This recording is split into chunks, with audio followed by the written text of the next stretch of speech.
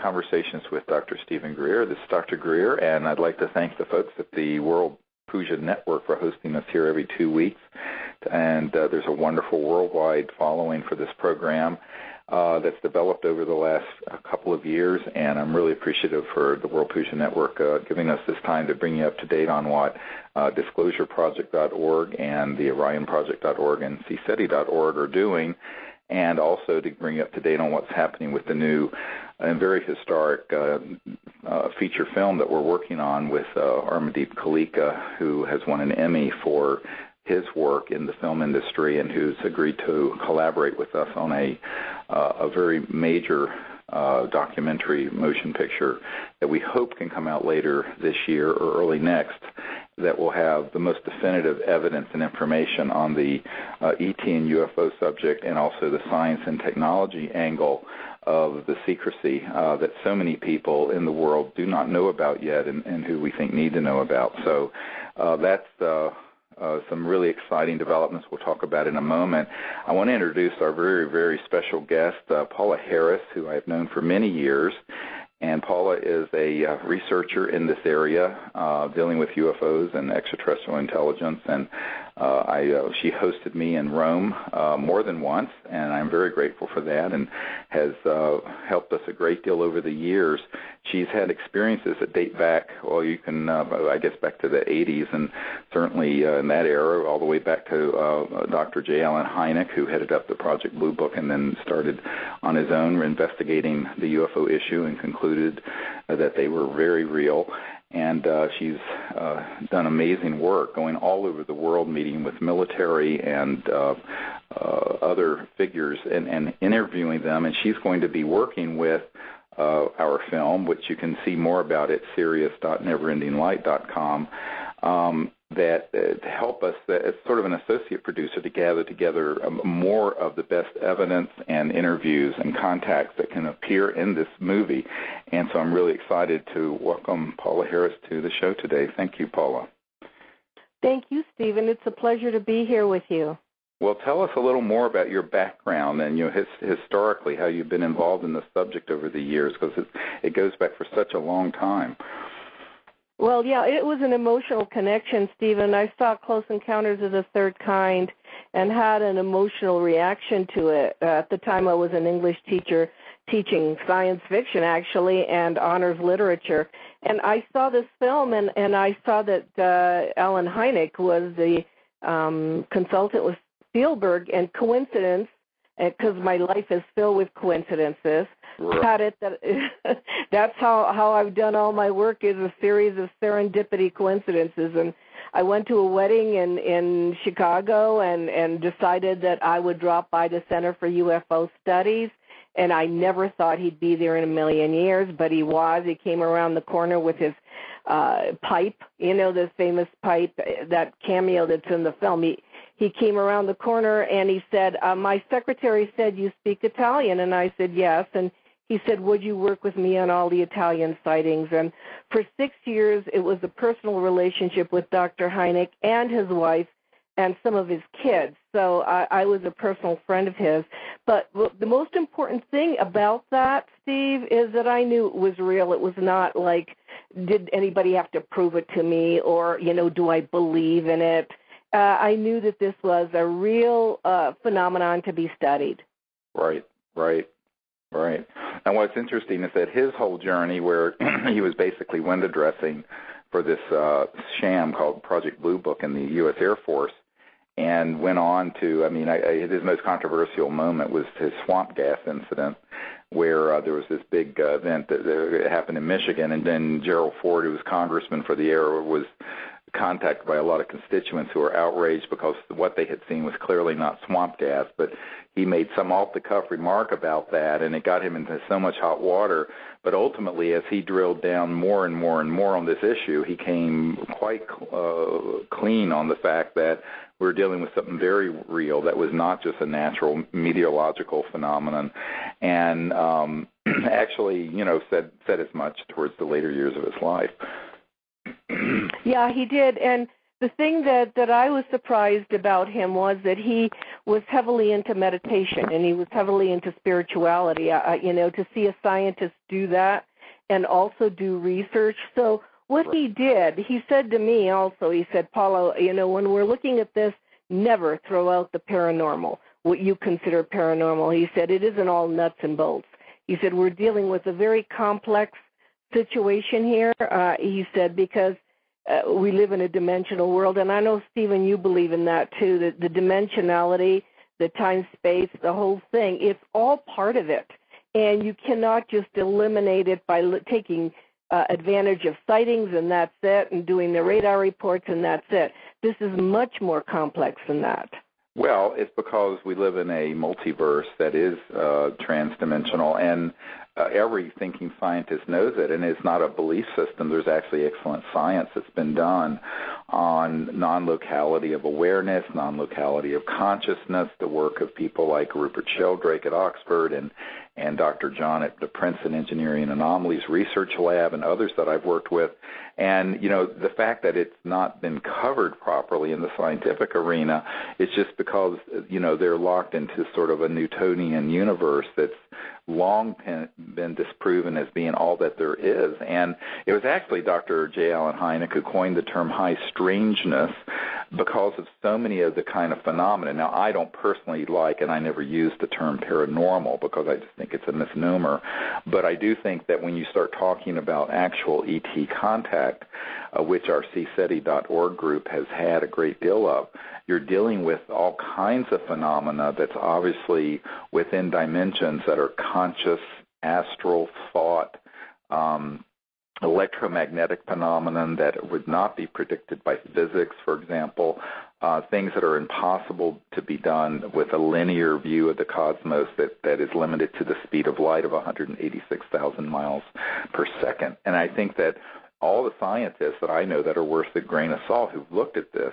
realize that that's what we're dealing with. But, it's not as mysterious as people would hold it out to be. It's just that the science and research that's been done on things like the conscious quantum hologram, that is the universe, has simply not been pushed to the forefront of science and the mass media the way it should be, and that we're basically 50 years behind the times. A lot of people think that what we're doing is so futuristic, and I'm going, actually it's not. It's been understood since Walter Russell was tutoring Nikola Tesla on the Universal One and the whole transdimensional nature of reality in the cosmos and the conscious universe, which was over 100 years ago. So if you go back 100 years, this information was at the apex of scientific thinking out there. In fact, it was Erwin Schrödinger who was the father of modern quantum mechanics. It was particle wave theory is what he specialized in, and he was one of the most eminent physicists of the early 20th century and late 19th century. And he's the one who said that the total number of minds in the universe is one. That is, it is a singularity, and that, in fact, conscious awareness is a single state that is then refracting and reflecting within each individual. And this is, of course, a very Vedic concept. Since we're on the World Puja Network, we can talk about these spiritual dimensions. But this is something that the most brilliant scientific thinkers, not religious thinkers, scientific thinkers, 100 years ago were elucidating. And yet somehow people find that this is revelatory in 2012 when it should have be commonplace. And this is part of, frankly, the cover-up. The deliberate refusal to acknowledge these things is part of an attempt to keep people locked into a linear Newtonian worldview, which would also lead to people accepting the status quo of the way the world is operating, not just consciously, but technologically. So the technological implications of this are huge, and there is a technological corollary to interstellar transdimensional travel and communication, which is very well known in classified projects, but which unfortunately 90% of UFO studies, people in that era, that really don't ever look at.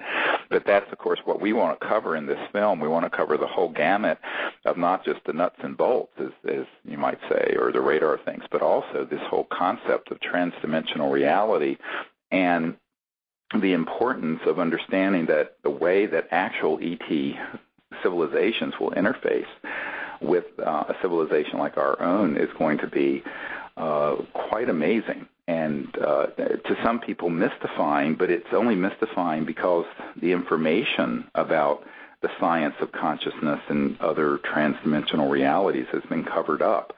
And I think it's so important that we put this whole package together in a way that can be understood by millions of people. And that's what is I mean, it's a rather ambitious undertaking, what we're doing with this film, but we feel it's so essential because we have got to catch the world up to what at least we should have known in 1908.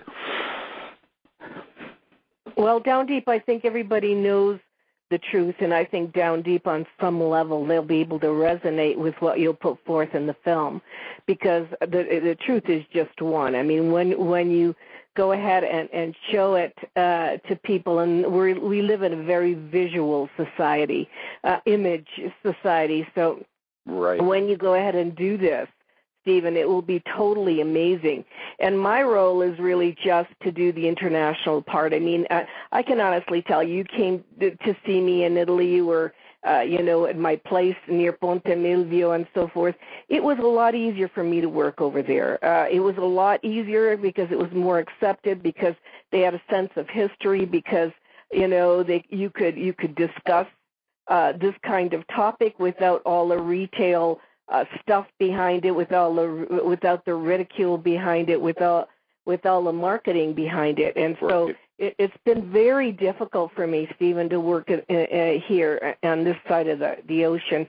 But I guess my role is to bring together all the people that I know, that and a lot of the contacts I had there, mostly military pilots, credible people, in order to make the film richer. And I also want to stress that, often people don't understand this is a planetary phenomenon.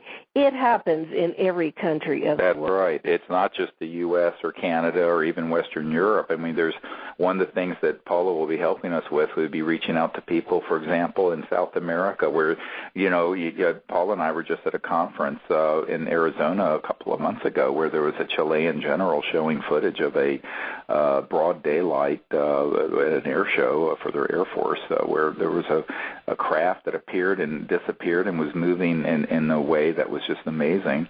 And what's happening in Latin America is that a lot of these countries, Paraguay, Uruguay, Brazil, Chile, and other countries are opening up their military archives, and you have military officers coming forward with this. And, of course, Mexico did the same thing with footage from the Mexican Air Force. And so what you find is that there's much more receptivity of being honest about this issue in other countries than there is in the United States.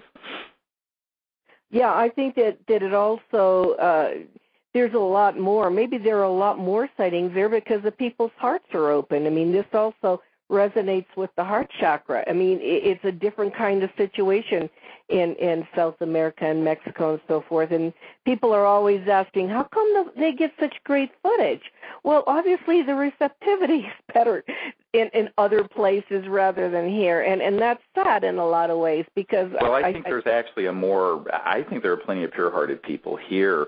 What we have found, however, because I've been leading contact expeditions since 1990, so it's 22 years now, and what I have found is that even though there was a globally positioned satellite warfare system that's been up since 1965, the concentration of military reconnaissance and firepower that is over the United States and parts of Western Europe is so impressive that when we have had craft, for example, at Mount Shasta that have fully materialized and begun floating towards us, they have been fired upon by aircraft that are in orbit that fire electromagnetic pulse weapons that has been witnessed by 40 people. This is something that through testimony and evidence can be proven. In Arizona, after I saw you, we went out to Tonto National Forest and we had this amazing contact where literally the sky opened up and this blue-white celestial type craft appeared and put the whole group in this blue light. The next night it started to come back and there was an electromagnetic pulse weapon that exploded that was trying to suppress this transdimensional ET craft coming further into this dimension, and it was like it's hard to describe, it was like a detonation of a massive bomb in the crystal clear Arizona sky that everyone saw and heard, and yet there was no solid missile. It was an electromagnetic, what's called scalar longitudinal weapon. So what you have is that over other places, like in Latin America, even though there are satellite and other systems that have tracked and shot down ET craft, we have one of our disclosure witnesses who was on the Peruvian-Bolivian border when back in 1991 an ET craft was shot down and crashed there in the jungle. But what we have found is that the airspace over the United States and parts of Western Europe is so much more militarized and more concentrated than it is in some of these other areas that creates a suppressive phenomenon, and it makes it a very risky thing when ET vehicles want to fully materialize unless they engage in countermeasures, which they're reluctant to do because it will be spun the way Nick Pope recently did in that ridiculous article that came out last week in the Daily Mail, I believe it was, where he was talking about, alien invasion and the world military powers being prepared for this sort of interplanetary World War III invasion and all this kind of nonsense. So the ETs are trying to avoid confrontation with primitive societies, and primitive in this case, I'm not talking about the jungles of the Amazon, I'm talking about America and Great Britain, which has a very militaristic approach to the problem. And that's, of course, a very primitive and stupid approach. But that's unfortunately what is the predominant paradigm. And this is, of course, reflected even in the movies. One of the things that we've been dealing with in Hollywood is that in the last 2 years, there's something like 18 different movies that have come out, and $2 billion have been spent on shows like Battle Los Angeles and Battleship and many, many other very xenophobic, alien invasion-themed movies that are indoctrinating the masses of people in a way that I believe is preparatory for them accepting some kind of a threat which is non-existent. And I think that this non-existent threat is the way that the military-industrial complex wants to keep their multi-trillion-dollar hegemony running.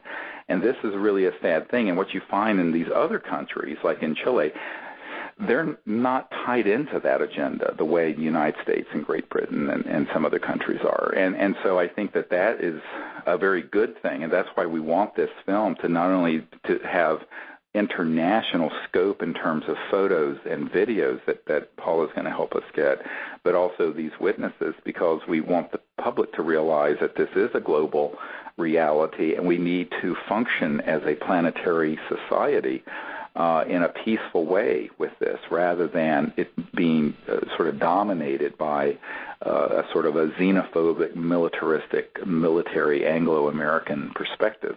And this is something that I think can best happen through a film that will feature not only a global perspective, but also reach people throughout the world. So our intent is that this would be a global release.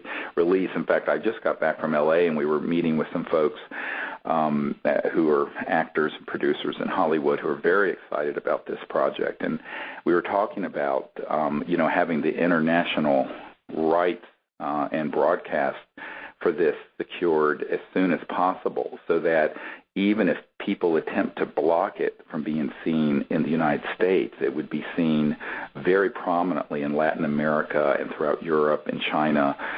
India, for example, has a huge interest in this. Japan, Korea. We've had people who are on our team who have wonderful network connections in those countries where we want this film to be a global release that really addresses this in a way that has a global perspective.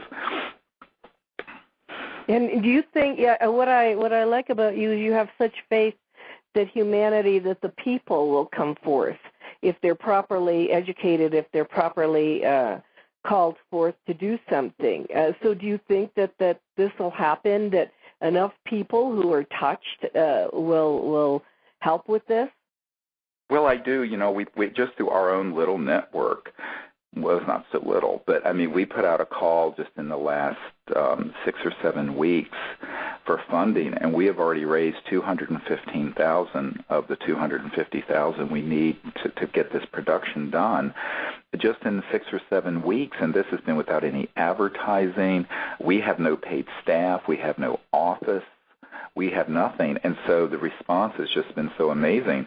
And what we're finding is that when we roll this out, that when the public sees it and it can be streamed, and see, the wonderful thing about now versus 10 years ago when we did the National Press Club event that eventually was seen by about 1 billion people worldwide, but we didn't have the ability now where every smartphone and laptop computer and smart pad can stream a movie like this or can have access. So now we have the ability to put things out there. And, when we put the Paola interview up last year, a year and a half ago, this man who didn't want me to release his information, he had worked with the CIA and Siemens Corporation on the RF, the radio frequency chips that are being placed in people who are being abducted by the paramilitary workers. Most people think it's aliens, but it isn't. It's a cabal of paramilitary people making it look like aliens and using PLF, program life forms, and costumes and things that look like UFOs that are man-made anti-gravity devices from Lockheed Martin and my uncle's old company, Northrop Grumman. But when this man came forward with this information, he forbade me to release it until he died. And when he died, his wife sent us a death certificate and a permission slip. And so we put it out there. And, within a few days, almost 600,000 people had viewed that. And so what I'm finding is that the people really are hungry for the truth. It doesn't get out through the big corporate media. You certainly wouldn't see his interview on CNN or what have you. But with YouTube and with other social media, we're able to reach so many more people than could be reached 10 years ago. And this being released, we're going to do a series of world premieres with this movie. And I think that between that and the networks it can go out through, that we can reach 1 to 2 billion people is our goal. And that was rather ambitious, but I think it's what we have to do in order to educate the public. And I think when the public are educated on the facts and on the full scope of what this means, they will then begin to get behind what needs to happen in terms of the changes in the future, the transformative changes. Because I think most people, they kind of look at it in an epiphenomenal way. They go, well, someone saw a craft there or a being there, or had this sort of experience here or there. They don't understand that the secrecy and the spin that's been placed on this subject, both to ridicule it and marginalize it, but also to make it look frightening, is because they want to keep it in a direction that if it does come out, it can be used by the military-industrial complex, as Eisenhower said, for military psychological warfare purposes. And I'm quoting now from a CIA document from 1953. But they also, most people don't understand, even in the UFO subculture, that the secrecy around the issue is that it's a science and technology matter. That when if you look at that film, and you saw it, Paula, that the Chilean general had of that craft in Chile, that's not using Jet A fuel from Exxon, and it's not using a solid rocket booster. It's a whole new trans-dimensional physics and electromagnetic physics that, if disclosed, would completely terminate the need for oil and gas and coal. On the one hand, it would liberate the world from the slavery, the macroeconomic slavery of power, the power system that exists today, where people are literally dependent on these circa 1880s energy systems, both the power grid and coal and oil and gas and even jet fuel. It's still a fossil fuel. And there are very powerful multi-trillion-dollar interests who don't want that to happen. But the public, the 99.9% of the world's population, if you take 7 billion people, there's only a tiny percentage of them that benefit from the current system. But those are the 200 or 300 corporations and families that have over half the net worth of the world, according to a recent Swiss financial group study. And those folks do not want to see their power diminished. And so this is really about the macroeconomic power in the world and how it has thwarted our evolution into a peaceful and just civilization of abundance, having free energy that isn't polluting, and that could liberate humanity from these huge problems of resource depletion, environmental decay, wars in the Middle East over oil reserves. I mean, China and Vietnam are about to go to blows over the South China Sea and who gets control over the underwater oil rights there. I mean, all of these problems are very much linked to this black curse called oil. And unfortunately, that and the environmental crisis are very, very serious, and no one has a solution. And what people have to begin to realize as they study this subject in depth is that, you know, when I was briefing years ago, the Clinton CIA director on this, he wasn't interested in seeing the evidence because he knew this was real, because he had seen one. He said, why is this being kept secret? And why are they lying to Bill Clinton and me about the programs dealing with this? And I had to tell him, look, you know, if folks like you who would like to see this come out knew about it, and it did come out, and it was acknowledged as real by the powers that be in the government, that would create a situation where the entire global macroeconomic system would be transformed away from a handful of people controlling the whole world to the people controlling their own destinies at the village and local level. And this is a huge issue.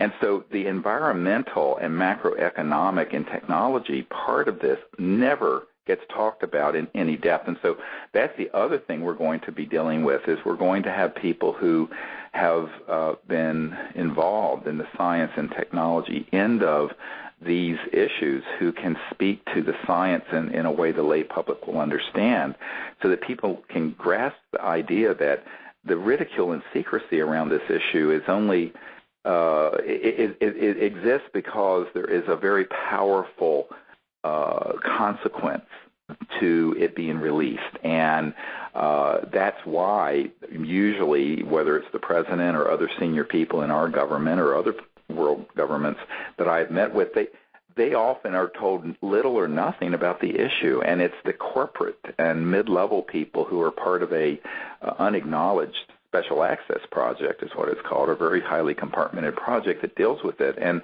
And so people go around chasing the phenomenon. The real secrecy that people have got to understand is driven by these geopolitical macroeconomic issues from a very elite group of folks who simply do not want the truth to be known, because it's not just going to have an effect on, you know, people thinking, oh, we're not alone in the universe, which in and of itself is a big story. But it will have an effect where, you know, if anyone drills down and says, well, how are these things moving like they did in that film that the Chilean general showed you and me at the conference 2 months ago? People are going to go, well, you know, how is that happening? There are people who do understand the physics of that, and we're working with them, and they understand the anti-gravity and electromagnetic systems and the high-voltage trans-dimensional or interdimensional ways that these UFOs are moving. And when that is elucidated and begins to be acknowledged seriously, people are going to say, well, gee, why don't we use that instead of oil? And the public, see, the masses will demand this change. It isn't the chances of this coming from the elites in Washington or London or Rome, from the president or the big corporate, is very, very, very unlikely. I've said this for 20 years. Disclosure Project was always about educating the masses as well as our leaders who don't know about this issue and doing it properly. But ultimately the change is going to be, as you put it, from the people who I do have faith in, because the masses of the people of the world are not these corrupt kleptocrats who are, you know, petro-fascists trying to keep the world under their control.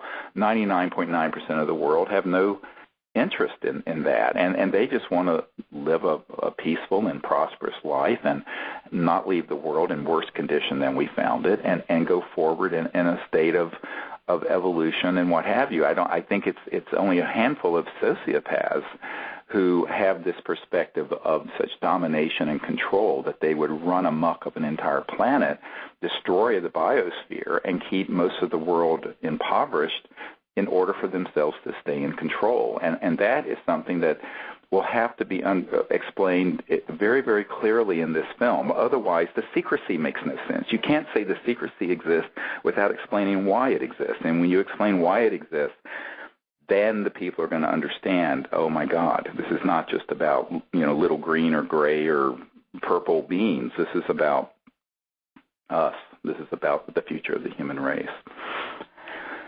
Well, on a personal level, first of all, you articulated so well. I mean, I admire you so much because you articulate what the story is. Because so many of my colleagues, when asked that question about the secrecy, start using the panic button, the panic mode, and I'm going, no, that's not what it is.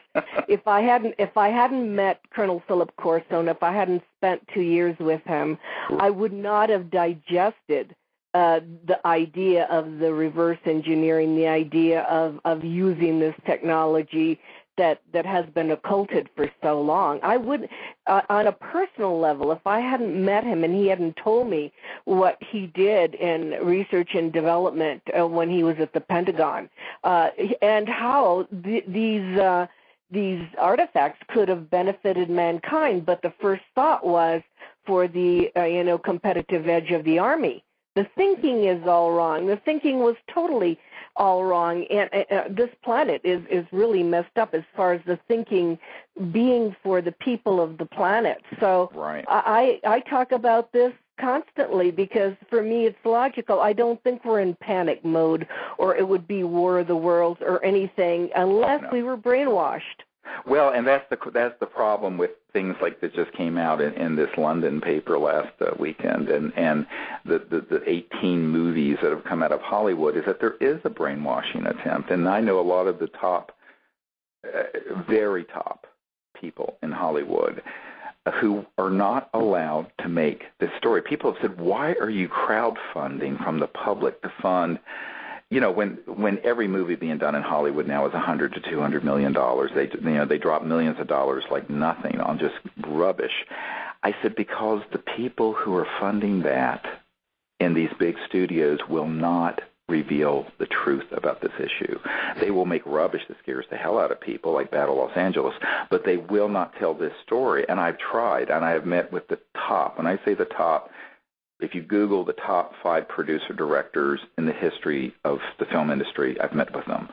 And what you find is that they're to be stopped before they can make this happen. So this is why Armadeep Kalika, Never Ending Light, and his company, and Disclosure Project have teamed up to do this, because we realize that it has to be an indie, an independent film. It has to be something where it isn't corrupted by the corporate culture and by big money that ultimately corrupts it. And that is the magic of what we've done. And I have to just say, I want to thank everyone for their enormous support and outpouring of support in the last 6 or 7 weeks, where we've been able to raise $215,000 just from our own networking efforts.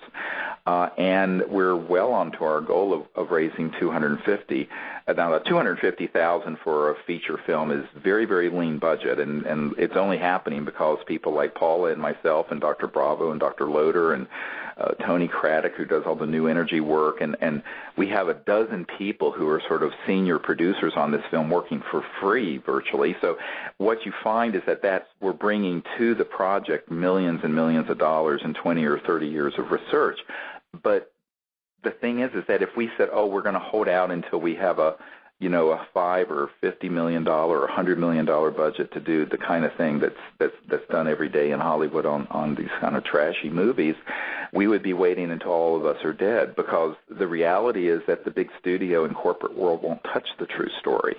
And that's why it has to be done by we the people. And that's why I've said to people, we're not only the producers, all of us, not just me and Paula and Armadeep Kalika and others, but everyone who's contributing are producers, and everyone will be the distributor, so that when this movie comes out, they can rent their high school auditorium and get the word out and show it to 500 people in every community in the world.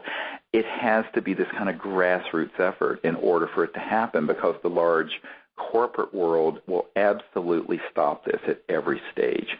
And I say this not from any kind of conspiracy theory. It's from having been at meetings with the senior executive producers for ABC News and CNN and people at Disney and at Fox and all these other big, and they'll say, oh, this is so great, and they run it up the flagpole and it gets shot down. And they'll say, oh, no, we can only do a fictional thing, or we can only do something that would scare the hell out of the public. We cannot do something like this. So people have often asked, why did I form my own company to get the books out there? If you go and look at them on Amazon, we have 4 books, Disclosure and, my autobiography. And I said, because when this went to HarperCollins and other big book publishers, when they saw what was in it, they said, oh, no, we can't publish this. So the truth, if I were to say I was, abducted and raped by an ET, I could get a $500,000 advance and it'd be published by HarperCollins. But if you're putting out the truth, you can't get nothing. That's just the way it is. I'm just telling people blunt, frankly, as an ER doc, I just talk very directly. You cannot get anything. And in Hollywood, it's like that in spades. So this, we discovered, it would have been very hard to do this 5 years ago. Now it can be done. Not only can it be done through this crowdfunding mechanism that's gotten created, but through the independent world of film distribution. It's gotten more and more decentralized, and the Internet has allowed this to happen in a way that wasn't possible 5 or 10 years ago. So now we're at a point where we can actually do something like this without these choke points of the big corporate media stopping it, and that's what's really exciting. Yeah, I think it is. And also, I was going to ask you, do you feel in any way this is ET-driven? Is it time for us to change our worldview? Is it almost, did we come to the wire here? And have we, grown up to the point where if people were properly educated, we would change this worldview?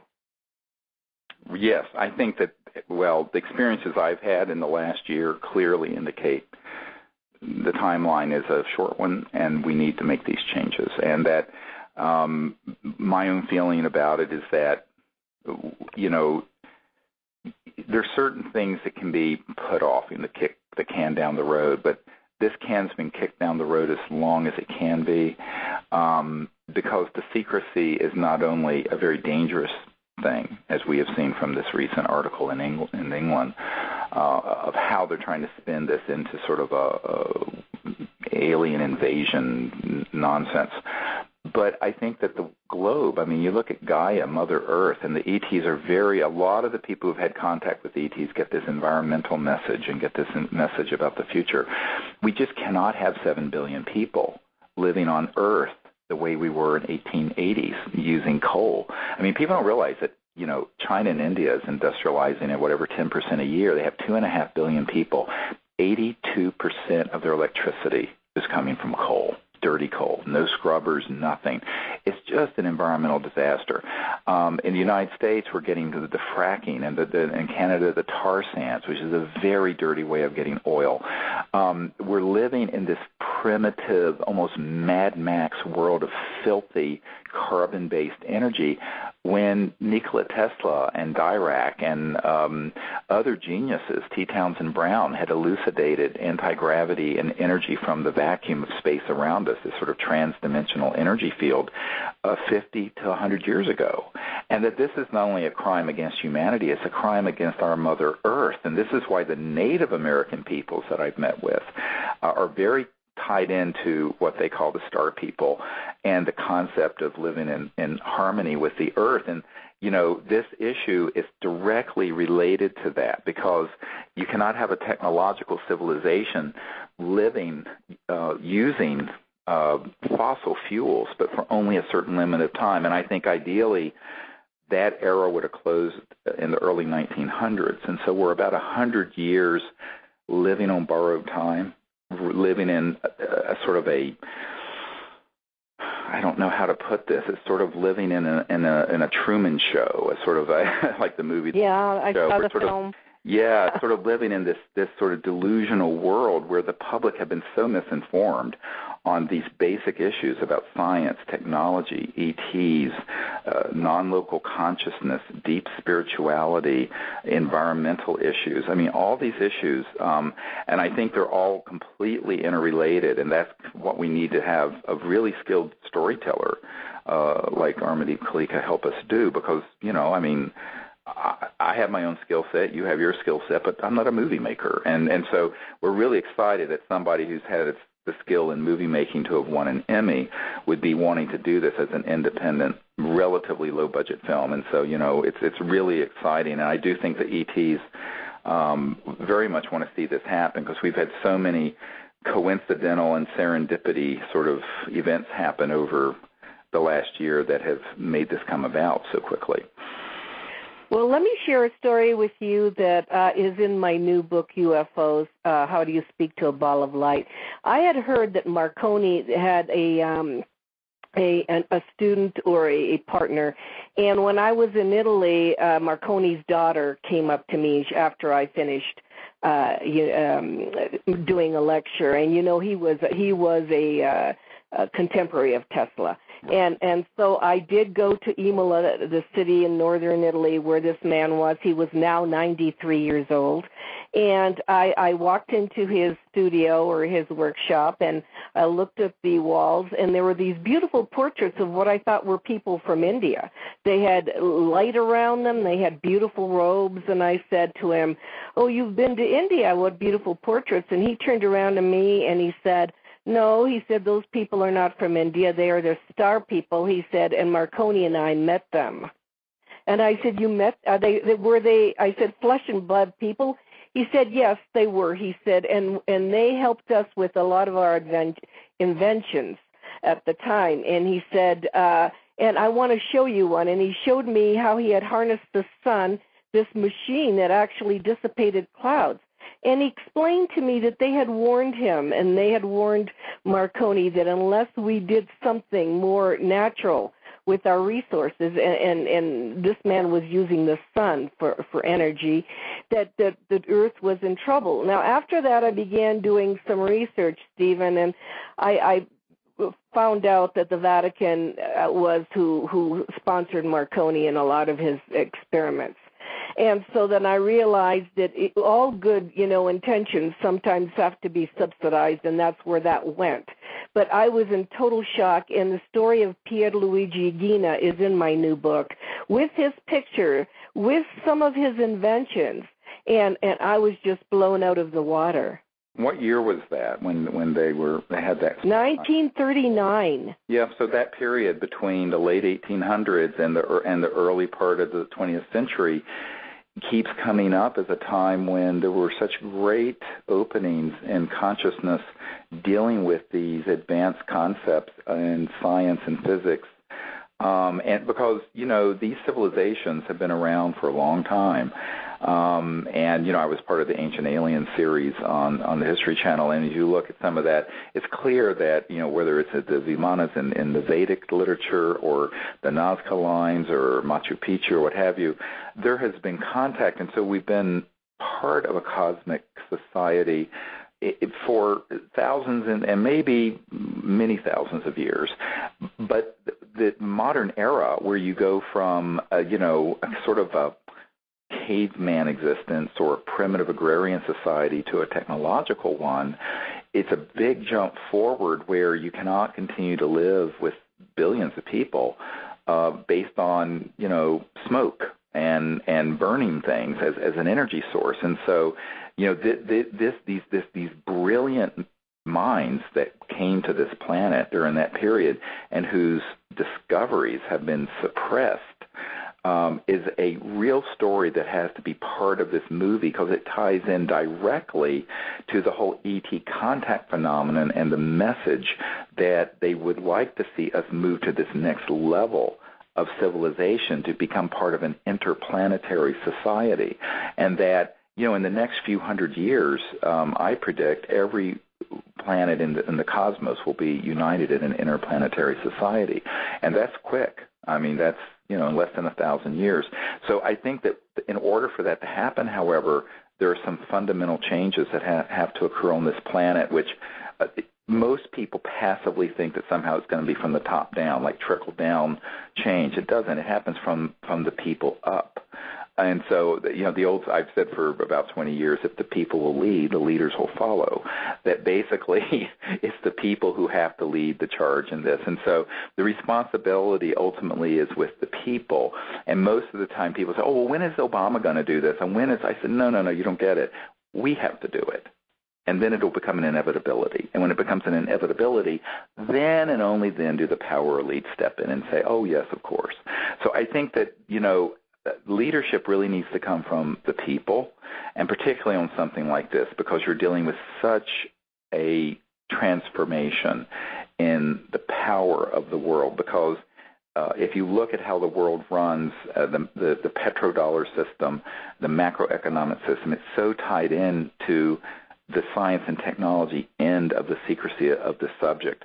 And that's something that most people do not think about when they think of the UFO subject. They just think of, they think of abductions and aliens and sort of frivolity, frankly, and it's sort of a fantasy-prone subject. They don't realize really what's behind it. And so we need to pull that forward into the forefront so people understand what it's really about. And I think that kind of interview you're talking about is very, very important because it shows that there's this historical level of contact. And by the way, Walter Russell, whose Swannanoa Institute was literally 10 minutes from where I'm sitting right now at my farm in Virginia, was mentoring Tesla about contact with people from the stars and these higher states of consciousness. And he wrote the book, The Universal One. And Tesla was very inspired by this and reportedly also had contact experiences. And so many of the great minds and inventions, there is this interface that occurred. Unfortunately, ruthless people who were sociopathic and greedy kept suppressing it. And we actually have uncovered a document from the Department of Defense of the United States demanding that the FBI turn over the stolen papers of Nikola Tesla that the FBI seized the day that he died. And so for years it had been rumored that these papers did exist and were stolen by the FBI, and now we have a document that's a smoking gun that proves it. Well, Nikola Tesla did have some kind of workshop in Colorado Springs. One of the reasons here in Colorado was because of our weather. In other words, he was using lightning, and he had a special tower. Well, the Italians that have studied Tesla, and by the way, Tesla came from Croatia, so if people would study his background, they know that he was very connected with the ET situation. Right. But the Italians that came to visit me wanted to see the Tesla laboratory, so we went to Colorado Springs, and there is not one sign of Nikola Tesla ever having been there. And the people... It's incredible, completely sanitized, because we went to the tourism board, we went to the city hall, we went everywhere to try to find out where that tower had been, where he was working. And they not only didn't know who he was, which really shocked me, but they couldn't tell us anything. Right. And this is history. If for no other reason, Stephen, it's history. Sure. It's part of our American history. It's part of our history that they would sanitize Colorado. Of course, I don't have to mention what's at Colorado Springs, but, it's Morad, right. So the thing is Cheyenne Mountain. Right. Well, the problem is that, we also had an incredible scientist that was working on free energy there. And, right. And there's no sign of that. If anybody was doing a thesis in the university, they couldn't even get research from there. So, and that's very sad. It's very sad because we should keep all of this as part of our human educational, wealth.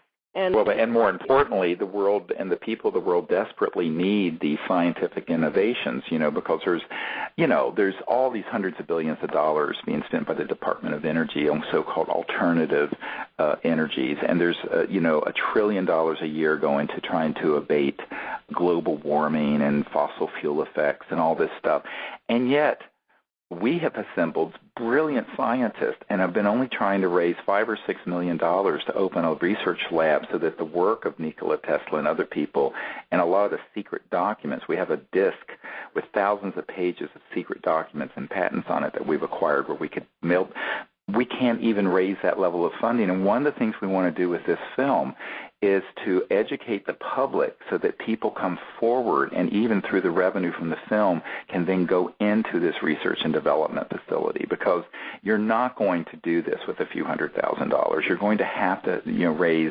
$5 or $10 million minimum to open up a properly equipped research lab. And let me tell you, I mean, the emergency department I ran for years, I mean, we spent $15 or $20 million a year just on this one ER.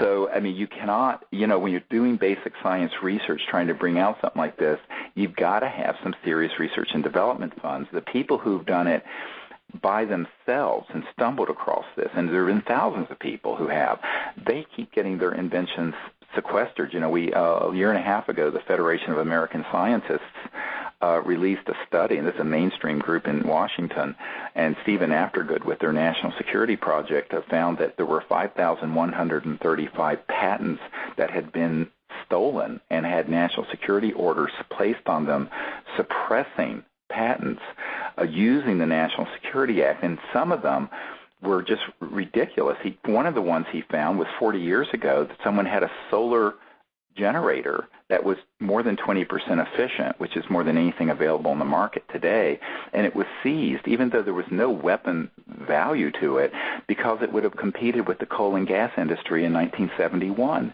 So this is not a conspiracy theory. This is the corruption that has suppressed these brilliant people like Marconi and Tesla and T. Townsend Brown and 1,000 other men and women who've worked in this area. And this is the core of why the whole UFO subject went so secret, because they knew that they weren't dealing with something burning Exxon fuel. So obviously, if you let this out, if you acknowledge that the UFOs are real from an official point of view, everyone's going to ask, well, gee, what energy source are they using? Well, it isn't going to be coal or oil or gas or even nuclear power. So this brings up this whole question of,